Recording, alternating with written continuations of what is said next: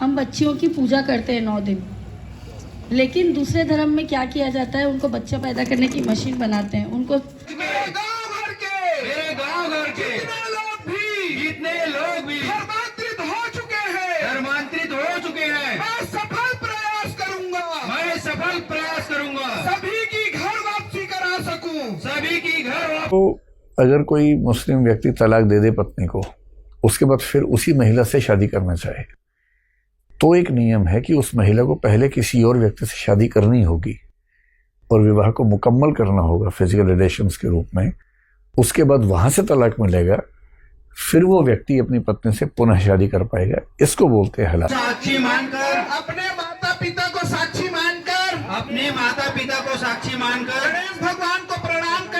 गणेश भगवान को प्रणाम करके, अपने कुल देवी देवताओं को प्रणाम करके, अपने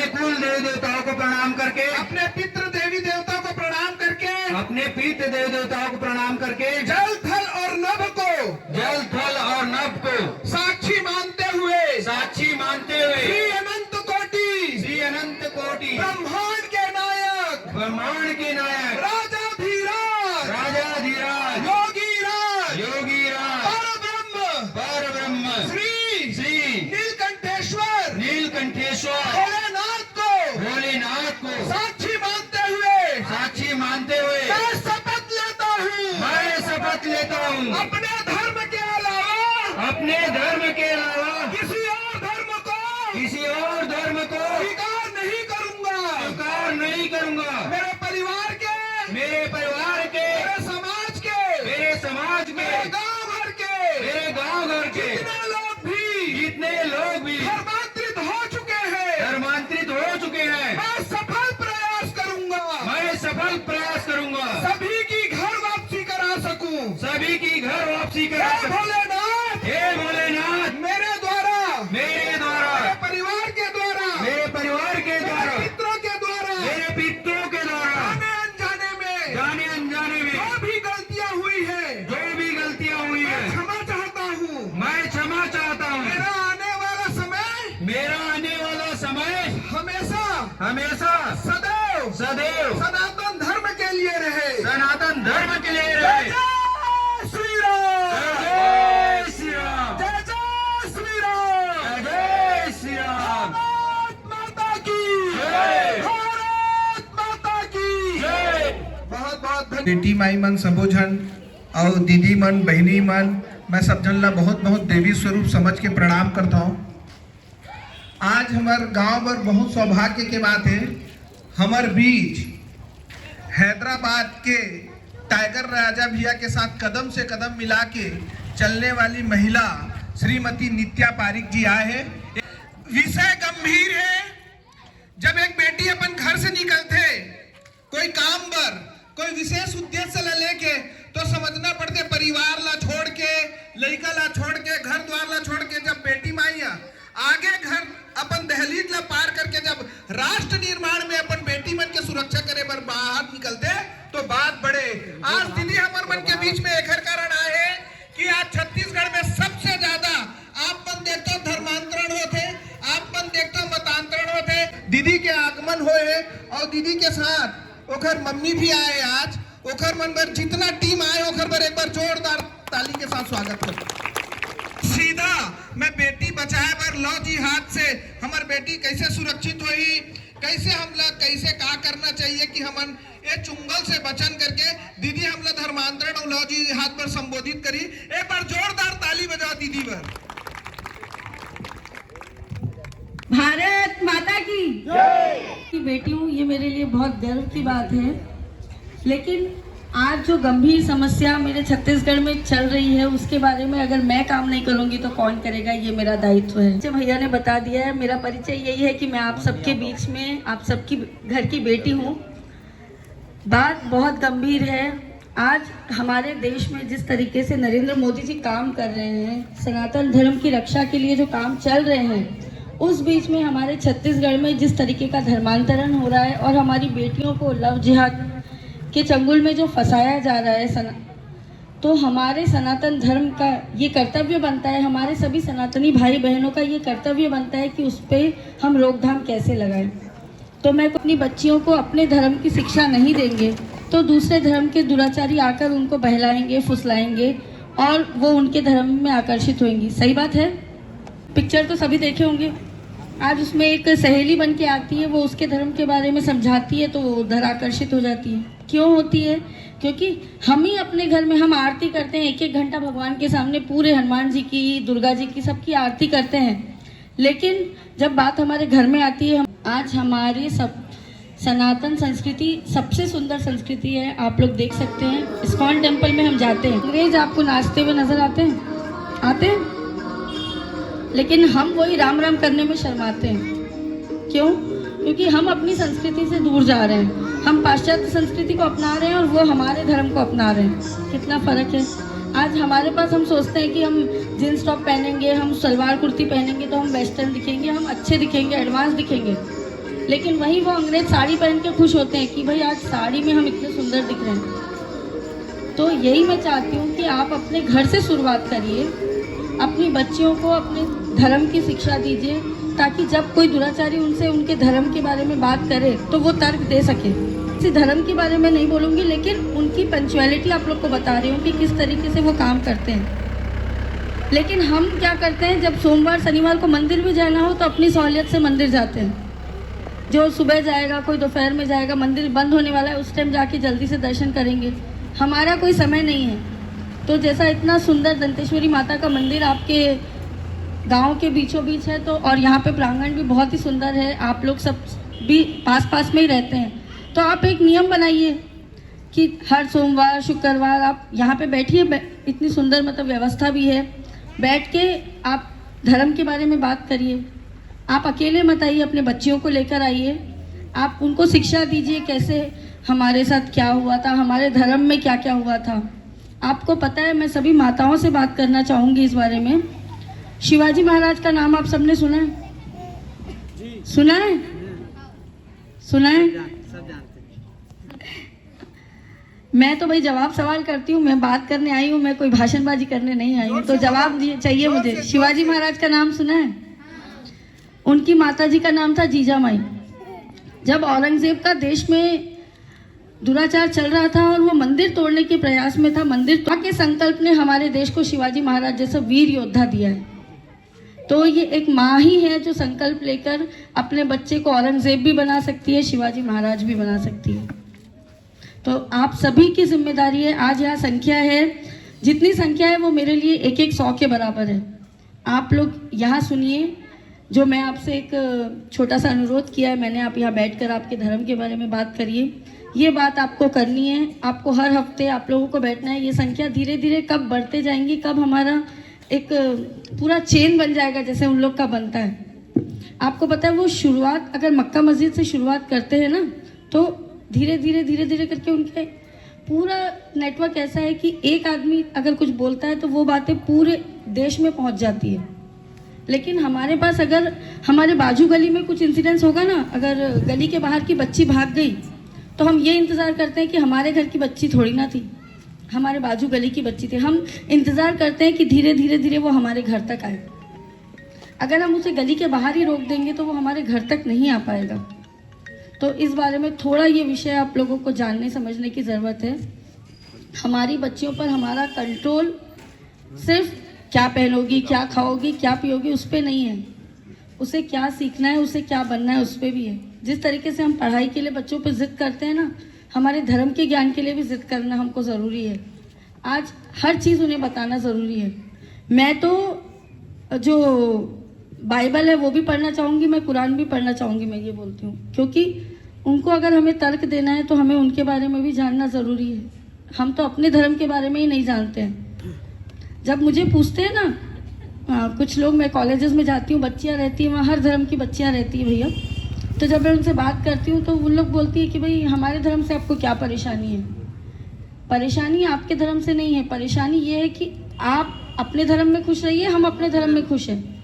हमारे लोगों को क्यों आप अपने धर्म में कन्वर्ट करना चाहते हो। आज जब ईश्वर ने हमें जन्म दिया ना, तो हमारी कैपेबिलिटी के ऊपर, हमारे जो हमारे को जिस चीज़ की ज़रूरत है उसलिए जन्म दिया है। आज सनातन संस्कृति में जन्म लेना बहुत ही सौभाग्य की बात है। और उस सनातन संस्कृति में हम जन्म लेकर भी हम क्या करते हैं, कुछ पैसे के लिए, कुछ सुविधाओं के लिए हम बढ़ जाते हैं, हम दूसरे धर्म को अपना लेते हैं। आप खुद एक बार सोचिए कि जिस भेष में आपको भगवान ने भेजा है, क्या उसमें से आप दूसरे भेष में जा सकते हो? और आप जाओगे, उन लोग आपको खुशी खुशी अपनाएंगे, लेकिन जो प्रकृति ने हमें जो बना के भेजा है, जो हमें सनातन धर्म की खूबसूरती के साथ भेजा है, हम उससे छेड़छाड़ करेंगे तो प्रकृति के से छेड़छाड़ करना तो गलत है ना। आज आपको वो 200-500 रुपए के लिए 1000-2000 महीना देंगे, 5000 महीना देंगे, जो भी बहलाएंगे, लालच देंगे, पर क्या आगे चल के हमारा भविष्य उससे सिक्योर रहेगा? क्या हमारा भविष्य वो 500-1000 रुपए में बिकने वाला है?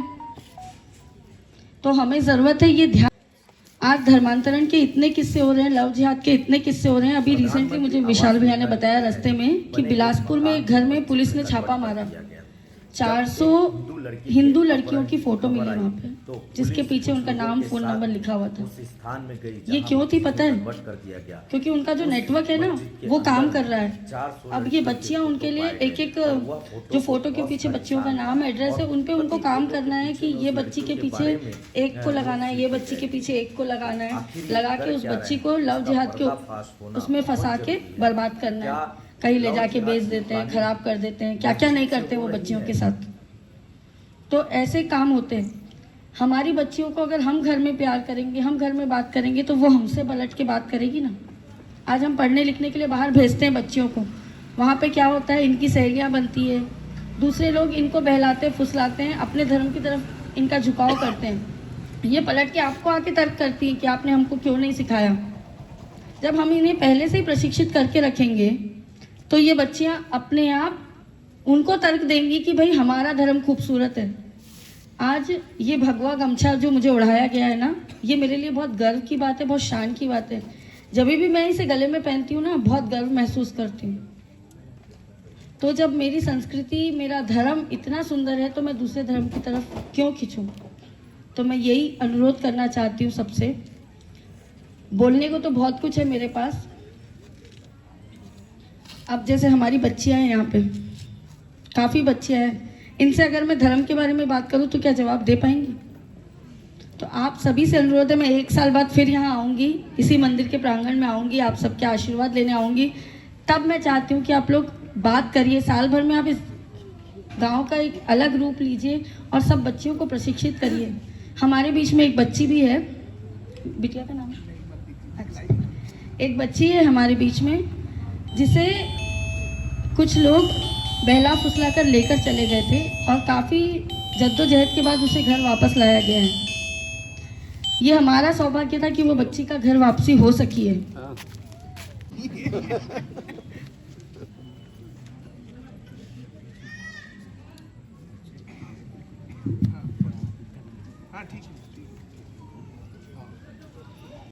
आज हमारे धर्म में हम बच्चियों की पूजा करते हैं 9 दिन, लेकिन दूसरे धर्म में क्या किया जाता है, उनको बच्चा पैदा करने की मशीन बनाते हैं, उनको हलाल करके, उनको पहले उनके पति से शादी होती है, फिर उनके ससुर से शादी होती है, देवर से शादी होती है, ऐसा करके उनको सिर्फ यूज़ किया जाता है, हलाल किया जाता है, उनका हलाल किया जाता है।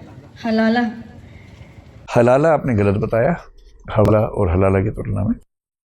हलाला तो अगर कोई मुस्लिम व्यक्ति तलाक दे दे पत्नी को, उसके बाद फिर उसी महिला से शादी करना चाहे, तो एक नियम है कि उस महिला को पहले किसी और व्यक्ति से शादी करनी होगी और विवाह को मुकम्मल करना होगा फिजिकल रिलेशंस के रूप में। उसके बाद वहां से तलाक मिलेगा, फिर वो व्यक्ति अपनी पत्नी से पुनः शादी कर पाएगा। इसको बोलते हैं हलाला। जी सर। तो 3 तलाक वाला मामला नहीं है, वो अलग चीज है 3 तलाक वाली। ठीक है। तरीके से पति अगर विदेश में भी बैठा है और पत्नी से मन उठ गया, पत्नी से कोई चीज में लड़ाई हुई, तलाक तलाक तलाक बोला, तो रिश्ता खत्म हो जाता है। लेकिन हमारी सनातन संस्कृति में जो 7 फेरे होते हैं, भगवानों को साक्षी मानते हैं, अग्निदेव को, 5 देवी देवताओं को साक्षी मान के जब शादी होती है, तो हमारे पास तलाक होना इतना आसान नहीं होता है। शादी करना बहुत आसान होता है, लेकिन तलाक लेना बहुत मुश्किल हो जाता है। उनके समाज में जब ये 3 तलाक की बात चली तो आदमियों को तो तकलीफ हो जाएंगी ना। उनका तो पूरी आज़ादी छिन गई। अब इसको तो भाई 7 जन्म का रिश्ता जैसी बात हो गई, तो उन लोगों ने इसका विरोध किया। तो मैं बताती हूँ, जो उनके समाज में भी सल्लल्लाहु अलैहि वसल्लम बोल के उनके पैगंबर मोहम्मद थे, उनके पुराने पंडित थे, आप लोगों को लैंग्वेज उनके जो पंडित बोल सकते हैं हमारी भाषा में, पैगंबर मोहम्मद थे सल्लल्लाहु अलैहि वसल्लम। उन्होंने उनकी बीवी जो थी वो उनसे बड़ी थी और काम करने वाली औरत थी, बिजनेस करती थी वो, और पति घर में काम भी करता था और बिजनेस भी संभालता था पत्नी के साथ। आज कोई मुसलमान को आप देखते हो वैसा? उनके टाइम पे वैसा होता था। और बच्चियों को जब अरब देश में मारा जाता था ना, कि बच्चियां ज़्यादा पैदा हो गई है, रेत में, गर्म रेत में जला के मार देते थे। तो वो जा के घरों में बोलते थे कि ये बच्ची जो पैदा हुई है वो आपको अल्लाह की देन है, आप इसको मत मारो, बल्कि वो घर घर में जाके बताते थे। तो वहाँ बच्चियों की जो संख्या है वो कम हुई, जो जिस तरीके से उनको तेल में तला जाता था या उनको रेत में दबाया जाता था। तो उनके समाज में जब ऐसे लोग थे, लेकिन आज उनकी संस्कृति बदलते जा रही है। उनका समाज भी देखा जाए तो सनातन संस्कृति के ही परवरिश है, लेकिन आज वो क्या कर रहे हैं, अपनी अपनी सहूलियत से बदलते जा रहे हैं। और उसी धर्म में अगर हम जाएंगे जो अपनी सहूलियत से अपने धर्म को बदल दे रहे हैं, आज उनके धर्म में अगर हम परिवर्तित होकर जाएंगे तो हमें कुछ भी नहीं मिलने वाला है। लेकिन सनातन संस्कृति कैसी है, आज आप किसी भी साइंटिस्ट को ले लो, हनुमान चालीसा में जो बोला गया है ना, आज साइंटिस्ट अब प्रूफ कर रहे हैं कि भाई यहाँ से चांद की दूरी कितनी है, यहाँ से सूरज की दूरी कितनी है। ये सब चीज़ें हमारे हनुमान चालीसा में, हमारे ग्रंथों में पहले ही बता दी थी। एक एक पत्ते की, गाय की पूजा क्यों की जाती है, मट्टी की पूजा क्यों की जाती है, नदियों की पूजा क्यों की जाती है, लेकिन किसी कुरान में नहीं बताया गया है कि आपको गाय की पूजा करनी है, क्या बोलते हैं, नदियों की पूजा करनी है। तो हमारा धर्म, हमारी संस्कृति प्रकृति के से जुड़ा हुआ है, प्रकृति की पूजा करना सिखाता है। तो इस तरीके से हम ऐसे धर्म जो खुद आर्टिफिशियल है, उस धर्म की तरफ जाके हमें कुछ भी मिलने वाला नहीं है। यही अनुरोध है कि बस अपनी संस्कृति का ज्ञान अपने बच्चों को दीजिए, उनको शिक्षा दीजिए अच्छी, ताकि वो दूसरी संस्कृति की तरफ ना जा सके। क्योंकि लव जिहाद ऐसा है, धर्मांतरण ऐसा जाल है जिसमें अगर हम एक बार फंस गए तो उससे निकलना मुश्किल है। तो बस यही अनुरोध करना चाहूँगी, और साथ ही साथ मैं भैया लोग से बहुत बहुत धन्यवाद देना चाहूँगी कि मुझे इतनी दूर बुलाया और ये अवकाश दिया। धन्यवाद। गाना मैं भूल गया था। ललित भाई के कड़ी मेहनत और परिश्रम से बहुत सफल प्रयास रहा कि दीदी हैदराबाद से सिर्फ आपके गांव में आप लोगों के बीच बैठकर आई है बातचीत करने के लिए। आपको मालूम है हमारी जो छोटी छोटी बच्चियां 12 साल 13 साल जो 14 साल की लड़कियां रहती है, गिद्ध की नजर रहती है उन पर भी, जिसको हम देवी मानते हैं। तू गौरी बन, तू काली बन, हे दुर्गा, तू गौरी बन, तू काली बन, कभी न बुरके वाली बन। हे दुर्गा, तू गौरी बन, तू काली बन, कभी न बुरके वाली बन। बोलिए, मैंने क्या बोला? हे दुर्गा,